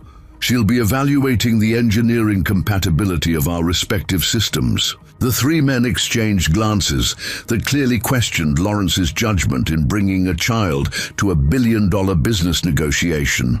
Dr. Mitchell leaned forward with condescending patience. "Young lady, this is a very important business meeting. For adults, perhaps you'd be more comfortable waiting outside with some coloring books?" Natalie looked at the man with the same steady gaze she'd used to evaluate the helicopter's mechanical problems. "Dr. Mitchell, I've reviewed the technical specifications for your emergency communication array. Your power consumption algorithms are impressive, but I noticed some potential optimization issues in the frequency modulation protocols." The room fell silent. Dr. Mitchell's expression shifted from condescension to confusion to something approaching alarm. "I'm sorry, what did you just say?" Natalie opened her notebook and consulted a page covered with technical diagrams she'd drawn during the flight. "Your system uses a fixed bandwidth allocation that doesn't adapt to environmental interference patterns. In combat situations or natural disasters, that could cause signal degradation when reliable communication is most critical." Richard Hawthorne stared at the young girl, then at Lawrence. "Is she reading from prepared notes?" "No," Lawrence said. With growing pride, she's identifying real engineering challenges that our teams will need to address during integration. Dr. Mitchell pulled out his tablet and accessed the detailed technical specifications that had taken his team months to develop. "Young lady, these protocols were designed by MIT graduates with decades of experience in radio frequency engineering." "I'm sure they were," Natalie replied politely, "but sometimes fresh perspectives can identify problems that experience might overlook. For example, your Phase 3 testing data shows intermittent signal loss in mountainous terrain. That's probably because the fixed bandwidth can't compensate for atmospheric reflection patterns that change with elevation." The third member of the Apex team, CFO Robert Sterling, watched this exchange with growing fascination. "Lawrence, where exactly did you find this consultant?" "She found me," Lawrence replied. "This morning when she solved an impossible mechanical problem that had stumped multiple professionals." For the next hour, Natalie engaged the Apex engineering team in a technical discussion that revolutionized their understanding of the merger's possibilities. Her questions revealed design inefficiencies they hadn't recognized. Her suggestions offered solutions they hadn't considered, and her youth provided a perspective unconstrained by conventional assumptions. The key insight, Natalie explained, sketching a modified system architecture on the conference room's whiteboard, is that emergency communications need to be adaptive, not just robust. Instead of fighting environmental interference, the system should learn from it and adjust in real time. Dr. Mitchell studied her diagrams with the expression of someone witnessing a scientific breakthrough. This adaptive protocol framework, it could revolutionize emergency communications, but the computational requirements would be enormous. Not if you distribute the processing across the entire network, Natalie replied. Each radio becomes a node that shares interference data with every other node. The system gets smarter as it gets larger. Richard Hawthorne set down his pen and stared at Lawrence. Where has she been hiding? And more importantly, is she available for full-time consulting? Lawrence laughed, remembering his earlier conversation with Lucille about protecting Natalie's childhood. She's 9 years old, Richard. She needs to finish elementary school before she starts revolutionizing telecommunications. 9 years old? Robert Sterling shook his head in amazement. I have a nephew that age who still struggles with long division. Different people have different gifts, Natalie said simply. I'm good with understanding how things work. Other kids are better at art or music or making friends. The comment reminded everyone in the room that despite her extraordinary technical abilities, they were dealing with a child who possessed the wisdom and humility that often accompanied true genius. As the evening progressed, the merger negotiations transformed from a tense corporate transaction into a collaborative planning session. Natalie's insights had revealed opportunities for innovation that would make the combined company worth far more than the sum of its parts. The adaptive communication framework she's described, Dr. Mitchell said during a brief break, it's not just an improvement to our existing technology. It's a completely new paradigm that could define the next generation of emergency communications. And it came from a 9-year-old girl, Richard Hawthorne added, still struggling to process what he'd witnessed. Lawrence looked across the room at Natalie, who was quietly sketching refinements to her adaptive protocol design while the adults handled financial details. In the space of 12 hours, she had solved his helicopter crisis, inspired the creation of an educational foundation, and now revolutionized a billion-dollar business merger. But more than that, she had embodied everything her father had stood for, using exceptional abilities in service of others, approaching complex problems with humility and wisdom, and never forgetting that technology existed to help people, not to generate profit. Gentlemen, Lawrence said, calling the room's attention back to the contract negotiations, I think we need to add some provisions to this merger agreement, specifically funding for a new research and development initiative focused on adaptive emergency communications. How much funding? Robert Sterling asked. Lawrence looked at Natalie, thinking about all the other brilliant young minds who might never get the chance to contribute their insights to solving the world's problems. $50 million, he said, to be administered through the Gregory Cox Memorial Foundation for the development of next-generation emergency communication systems. The figure drew surprised looks from the Apex team, but Lawrence felt completely confident in the investment. After all, he'd already seen what one gifted child could accomplish in a single day. As the lawyers prepared the final documents, Natalie walked over to the conference room windows, gazing out at the Chicago skyline. The city spread before her, like a vast circuit board, its lights connecting millions of people in an intricate network of human activity. Mr. Butler, she said quietly, do you think Daddy would be proud of what we accomplished today? Lawrence joined her at the window, following her gaze across the urban landscape. Natalie, I think your father would be amazed by what you've become. But more than that, I think he'd be proud that you're using your gifts to help other people, just like he taught you. She touched her dog tags one more time, a gesture that had become as natural as breathing. Tomorrow, when we get back to Bear Valley, can we start planning the foundation? I want to help find other kids who need opportunities. Tomorrow, Lawrence promised, we start changing the world, one gifted child at a time. The return flight to Bear Valley carried a different energy than the urgent departure 12 hours earlier. Lawrence Butler guided the Sikorsky through the pre-dawn darkness, while Natalie Cox dozed in the co-pilot seat, her notebook still open on her lap, filled with sketches and calculations from their transformative day in Chicago. The merger documents were secured in Lawrence's briefcase, a deal worth $1.2 billion that would create the most advanced emergency communication company in the world.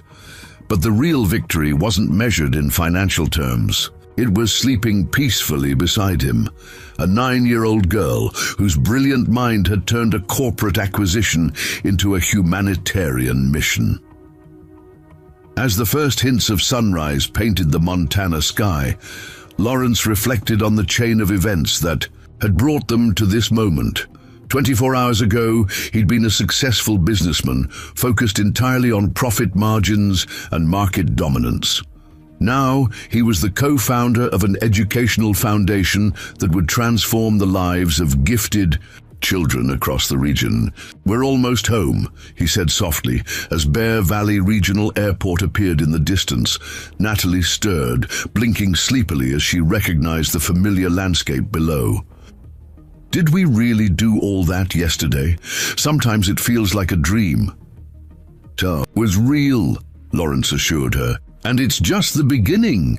The hangar was already bustling with activity when they landed. Lucille Cox waited near the operations desk, her face showing the strain of a grandmother who had spent the night worrying about her granddaughter's first business trip. Clayton Fisher and Trevor Mills were there too, along with Sandra Hughes and several other airport staff who had heard about Natalie's remarkable day. "How did it go?" Lucille asked as soon as Natalie emerged from the helicopter, pulling her granddaughter into a fierce hug. "We changed everything, Grandma," Natalie replied, her young voice carrying a maturity that hadn't been there 24 hours earlier. "The merger went through, and we're starting a foundation to help other kids like me." Clayton approached with a clipboard and a bemused expression. "Natalie, I've got some news about that filter modification you designed. I sent the specifications to Sikorsky's engineering department, and they want to schedule a conference call with the design engineer responsible for the improvement." "What did you tell them?" Lawrence asked, anticipating the reaction when Sikorsky discovered their design engineer was in 4th grade. "I told them the truth," Clayton grinned, "that our consultant is brilliant, innovative, and available for discussion during non-school hours." Sandra Hughes joined their group, carrying a folder thick with paperwork. "Lawrence, I've been fielding calls all morning from aviation companies, engineering firms, and something called the National Science Foundation. Word is spreading about what happened here yesterday. The attention was flattering, but potentially overwhelming for a child who still needed time to simply be 9 years old." Lawrence caught Lucille's concerned expression and understood her protective instincts completely. "Mrs. Cox," he said, "I think we need to establish some boundaries. Natalie's education and development are our first priorities, not her marketability as a consultant." "Thank you," Lucille replied with obvious relief. "I was starting to worry that we'd unleashed something we couldn't control." Dr. Heather Coleman arrived at the hangar, having driven out from town after receiving Sandra's call about Natalie's return. The child psychologist had worked with several gifted children over the years and understood the unique challenges they faced. "How are you feeling about everything, Natalie?" Dr. Coleman asked with professional gentleness. "It's been a pretty extraordinary couple of days." Natalie considered the question seriously. "Excited, but also a little scared. I want to help other kids who are like me, but I don't want to stop being a regular kid myself." "That's a very wise perspective," Dr. Coleman replied. And it's exactly why the foundation needs to be structured carefully, with your well-being as the top priority. Colonel Wesley Brooks chose that moment to make his entrance, his military bearing unmistakable even in civilian clothes. The retired officer had served with Gregory Cox during his second deployment and had maintained contact with the family after Gregory's death. "Lucille," he said, embracing Natalie's grandmother warmly, "I came as soon as I heard about yesterday's developments. Gregory would be incredibly proud of what his little girl has accomplished." Natalie looked up at the colonel with interest. "You knew my daddy?" "I had the honor of serving with him," Colonel Brooks replied. "Your father was one of the finest soldiers I ever knew. Brilliant, dedicated, and absolutely committed to helping others. I see those same qualities in you." The gathering in the hangar had taken on the feeling of a family reunion, with everyone who had played a role in the previous day's events coming together to process what had happened and plan for the future. "I think," Lawrence said, looking around at the assembled group, "we need to formalize our plans for the Gregory Cox Memorial Foundation. But first, I have some news about the merger that I think you'll all find interesting." He pulled out his phone and displayed the preliminary research budget that had been approved as part of the acquisition. Apex Communications has committed $50 million over 5 years to develop adaptive emergency communication systems based on Natalie's concepts. The technology we create could save countless lives in disaster situations and military operations. Clayton whistled low. $50 million based on a 9-year-old's ideas. Based on brilliant engineering insights that happened to come from a 9-year-old, Lawrence corrected. Age doesn't diminish the value of innovation. Trevor shook his head in amazement. "Natalie, do you understand what this means? Your ideas are going to become real technology that helps people all over the world." "That's what Daddy would have wanted," Natalie replied simply. "He always said that knowledge should be used to help people, not just to show how smart you are." Dr. Coleman observed the interaction with professional interest. "Natalie, how do you feel about having so much responsibility? Some children find it overwhelming to know that their ideas might affect so many people." Natalie touched her father's. "Dog tags, drawing strength from the familiar weight. I feel like I have to do my best to honor Daddy's memory. But I also know I can't do it alone. I need help from all these people who care about me." The wisdom in her response impressed everyone present. Here was a child who understood both the magnitude of her gifts and the importance of community support in developing them responsibly. "Speaking of community support," Lucille said, "I think we need to discuss how this foundation is going to work practically. Natalie still needs to go to school, have normal friendships, and experience childhood." "Absolutely," Lawrence agreed. "I've been thinking about that during the flight home. What if we structured the foundation to provide enrichment rather than replacement? Advanced tutoring in the afternoons, summer programs with other gifted students, mentorship opportunities with professionals, but always building on a foundation of normal childhood experiences." Sandra Hughes nodded approvingly. "That makes sense. We could use the airport as an educational facility.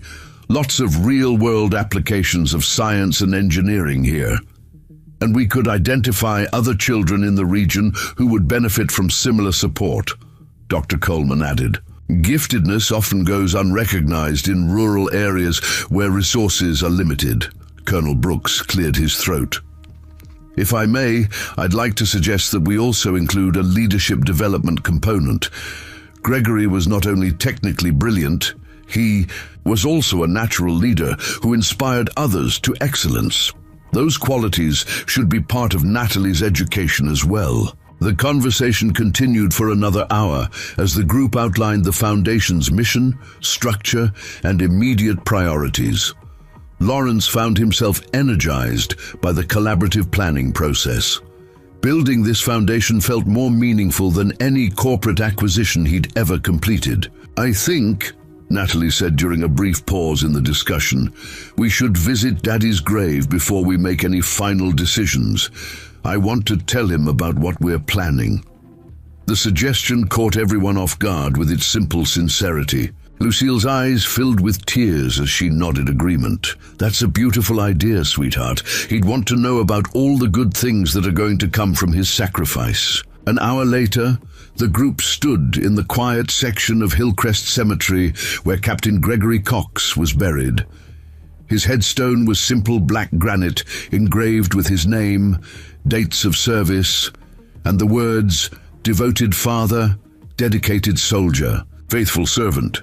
Natalie knelt beside the grave and placed her small hand on the stone. "Hi, Daddy. I wanted to tell you about yesterday. I helped fix a helicopter just like you taught me. And I met the man you saved in Afghanistan. He's going to help me get the education I need to become a real engineer." She paused, collecting her thoughts. "We're starting a foundation in your name to help other kids who are smart but don't have opportunities. Mr. Butler says your sacrifice is going to keep helping people for generations." Lawrence knelt beside her, his own hand touching the cool granite. "Gregory, I never got the chance to thank you properly for saving my life, but I promise you that Natalie will have every opportunity to reach her potential. And through the foundation, your legacy of service will continue in ways you never could have imagined." The cemetery was quiet, except for the whisper of wind through the pine trees and the distant sound of aircraft from the airport. As the group stood in respectful silence, Lawrence felt a profound sense of completion. The promise he'd made in the darkness of Afghanistan was finally being fulfilled, not through personal success, but through service to others. "Daddy," Natalie whispered, "I'll make you proud. I promise." As they walked back toward their vehicles, Lucille fell into step beside Lawrence. "Thank you," she said quietly, "for seeing what Gregory saw in her, for giving her the chance to become who she's meant to be." "Thank you," Lawrence replied, "for raising a daughter who embodies everything your husband died to protect. Natalie is going to change the world. I'm just honored to help her do it."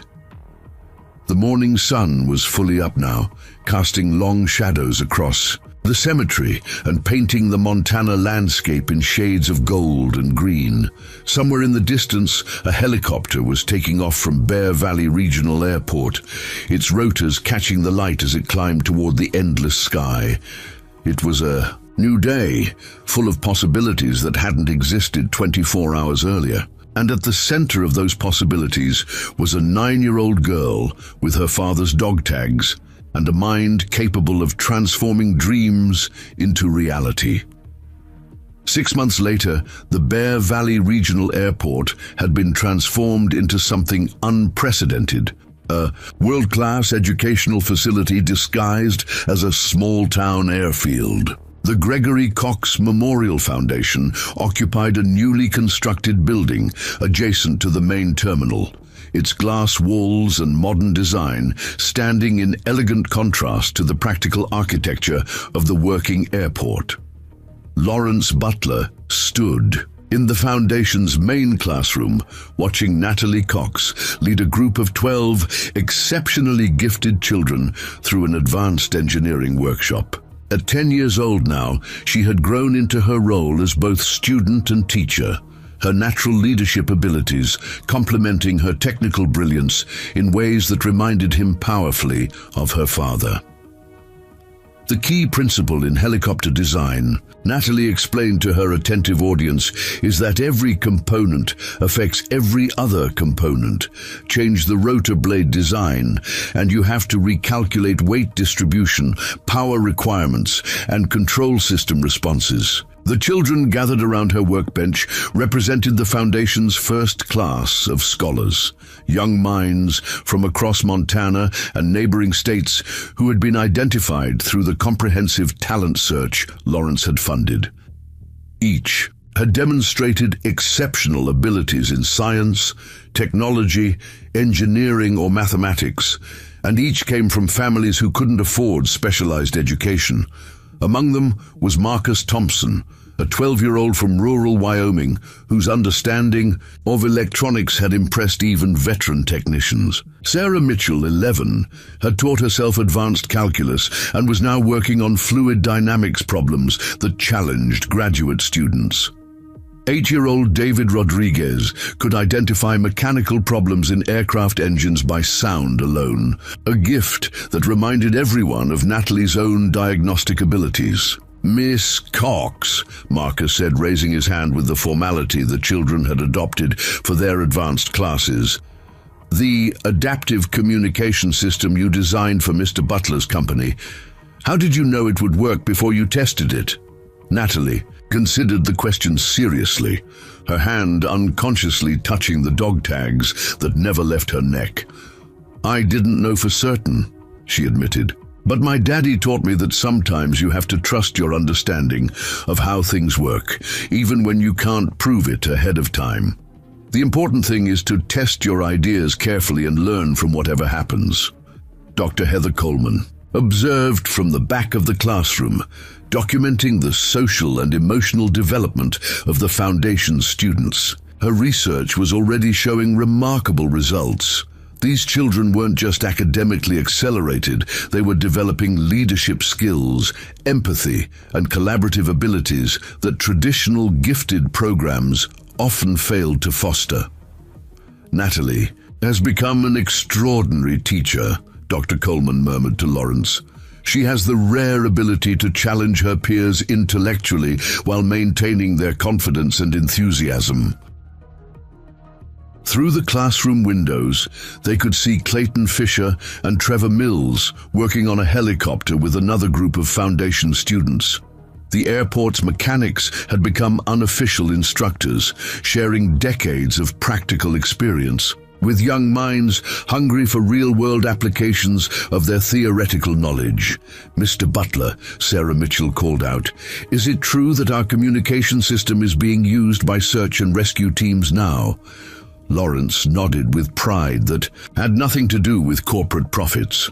"The first production units were deployed last month. Emergency response teams in Colorado, Washington, and Alaska are using technology based on Natalie's adaptive protocol designs."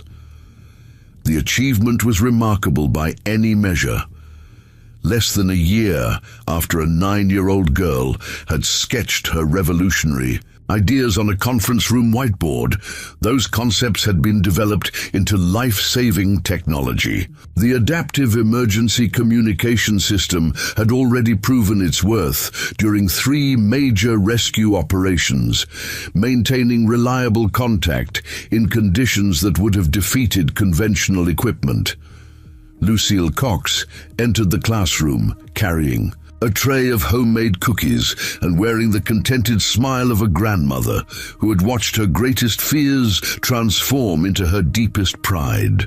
The Foundation had indeed changed Natalie's life, but it had also preserved everything that made her special: her humility, her compassion, and her unwavering commitment to helping others. "How are my favorite engineers doing today?" Lucille asked, distributing cookies with the efficiency of someone who had been feeding hungry children for decades. "We're designing a new rotor blade configuration that could improve fuel efficiency by 15%, David Rodriguez announced through a mouthful of chocolate chip cookie. "And we're calculating the economic impact of implementing the design across commercial helicopter fleets," added Marcus Thompson, his electronics expertise having expanded to include systems analysis. Lawrence marveled at the casual sophistication of their conversation. These children were tackling problems that aerospace companies spent millions of dollars to solve, and they were doing it with the playful creativity that came naturally to young minds unburdened by assumptions about what was impossible. Monica Butler appeared in the doorway, her tablet displaying the Foundation's latest quarterly report. The document represented more than financial statistics. It was a testament to what could be accomplished when exceptional talent was nurtured with adequate resources and genuine care. "Sir," Monica said, "I thought you'd want to see the latest enrollment numbers. We've received applications from over 300 gifted children across the region, and the screening committee has identified 47 candidates for next year's expansion program." The growth was both exciting and daunting. The Foundation's success had generated nationwide attention, inspiring similar programs in other states and attracting inquiries from international educators. But Lawrence remained committed to the original vision: excellence in education combined with respect for childhood and family values.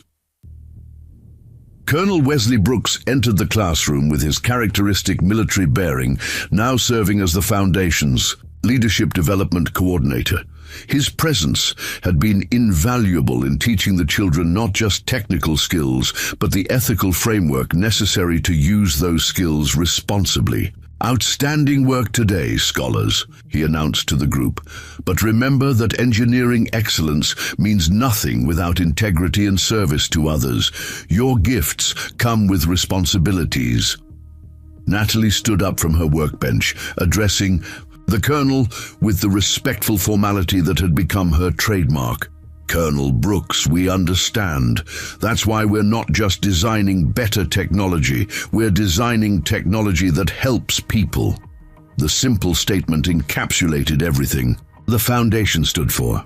These children weren't being trained to be corporate executives or academic researchers, though they could certainly pursue those paths if they chose. They were being educated to be problem solvers, innovators, and leaders who would use their abilities to make the world a better place. Sandra Hughes appeared with a radio update from air traffic control. "Lawrence, there's a helicopter inbound from Seattle, carrying visitors from the National Science Foundation. They're requesting permission to observe Foundation operations." The attention from federal agencies was becoming routine.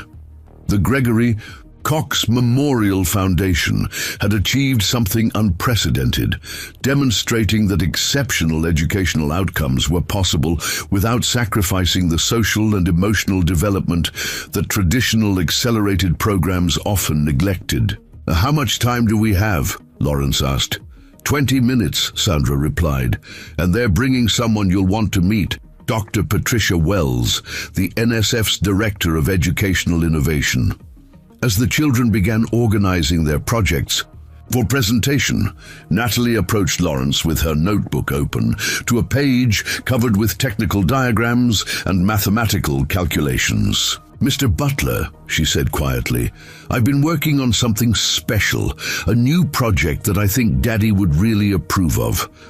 Lawrence studied the sketches, recognizing the sophisticated engineering principles underlying what appeared to be a modified helicopter design. "What am I looking at, Natalie?" "A medical evacuation helicopter that could operate in conditions too dangerous for current aircraft," she explained. "Improved stability systems, enhanced communication arrays, and modular medical equipment configurations. It could save lives in situations like the one where Daddy died." The concept took Lawrence's breath away. Here was a 10-year-old child who had not only inherited her father's technical brilliance, but had channeled it towards solving the exact type of problem that had claimed his life. The design represented more than engineering innovation. It was a profound act of love and remembrance. "Natalie," he said softly, "this is extraordinary. Have you discussed it with your grandmother?" "She helped me research the medical equipment requirements," Natalie replied. "She knows more about field medicine than anyone I've ever met." Lucille overheard the conversation and joined them, her expression showing the complex emotions of someone who had learned to balance pride with protective concern. "It's been therapeutic for her," she explained. "Working on this project has helped her process her grief while honoring her father's memory." The sound of approaching rotor blades drew everyone's attention to the windows. A sleek helicopter was settling onto the airport's landing pad, carrying the federal officials who would evaluate whether the Foundation's innovative approach deserved national replication. "Are you ready to show them what we've accomplished?" Lawrence asked the assembled children. "We're ready," Natalie replied, speaking for the entire group. "But remember, this isn't about impressing important people. It's about demonstrating that every child deserves the chance to reach their potential." As the NSF delegation entered the classroom, led by a distinguished woman in her 50s, with the sharp eyes of someone accustomed to evaluating complex educational programs, Lawrence felt a familiar surge of pride. But this time, it wasn't about personal achievement or corporate success. It was about the remarkable young people who had transformed his understanding of what education could accomplish. "Dr. Wells," he said, stepping forward to greet the visitors, "welcome to the Gregory Cox Memorial Foundation. I'd like you to meet our students, the most exceptional group of young engineers, scientists, and innovators you'll ever encounter." Natalie stood with her classmates, her father's dog tags catching the afternoon light streaming through the classroom windows. Around her, 12 other brilliant children waited to share their projects, their discoveries, and their dreams for using knowledge to help others. "Before we begin our presentation," Natalie said, addressing the federal officials with poise that belied her age, "I'd like to tell you about my father, Captain Gregory Cox, and why this foundation exists." She spoke with quiet eloquence about sacrifice and service, about the responsibility that came with exceptional abilities, and about the importance of using gifts to lift others up rather than simply achieving personal success. Her words carried the weight of personal loss, transformed into purposeful action. As the afternoon progressed, the NSF delegation witnessed something unprecedented in American education, a program that had successfully combined academic acceleration with character development, producing young people who were not only intellectually exceptional, but also emotionally mature and socially conscious. Dr. Wells pulled Lawrence aside during a break in the presentations. "This is remarkable," she said quietly. "We've never seen educational outcomes like this. How did you do it?" Lawrence looked across the room at Natalie, who was patiently explaining advanced aerodynamics to a federal education specialist.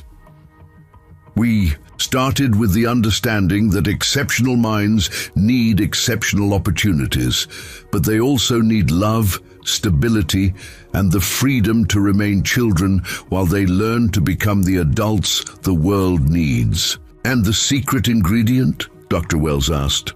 "Service," Lawrence replied without hesitation. "Every lesson, every project, every achievement is connected to helping others. These children aren't just learning to be smart, they're learning to be good." As the sun began to set over the Montana mountains, casting golden light across the airport and the foundation facilities, Lawrence reflected on the journey that had brought them to this moment. 18 months ago, he had been a successful businessman, with a broken helicopter and a desperate need to reach Chicago. Today, he was the co-founder of an educational revolution that was transforming lives across the nation. The change had begun with a 9-year-old girl who possessed her father's brilliance and her father's heart. It had grown through the dedication of teachers, mechanics, and community members who believed that exceptional potential deserved exceptional support. And it had flourished because everyone involved understood that true success was measured not by personal achievement, but by service to others. Natalie approached as the federal delegation prepared to depart, her notebook tucked under her arm, and her expression thoughtful. "Mr. Butler," she said, "do you think we're really making a difference?" Lawrence knelt down to her eye level, seeing in her young face the same quiet determination that had characterized her father's approach to impossible challenges. "Natalie," he said, "6 months ago, you were a lonely, gifted child with limited opportunities. Today, you're the leader of a program that's changing how America educates its most talented young people. Your adaptive communication system is saving lives in emergency situations. Your foundation is providing opportunities for dozens of other exceptional children. He paused, choosing his words carefully. But more than any of that, you're living proof that your father's sacrifice mattered. Every life you touch, every problem you solve, every child you inspire, it's all part of the legacy he left when he chose to save a stranger in Afghanistan. Natalie smiled and touched her dog tags one final time. Then we'd better keep working. There are a lot more people to help. As darkness settled over Bear Valley and the airport's lights began to twinkle in the distance, Lawrence understood that this was not an ending, but a beginning.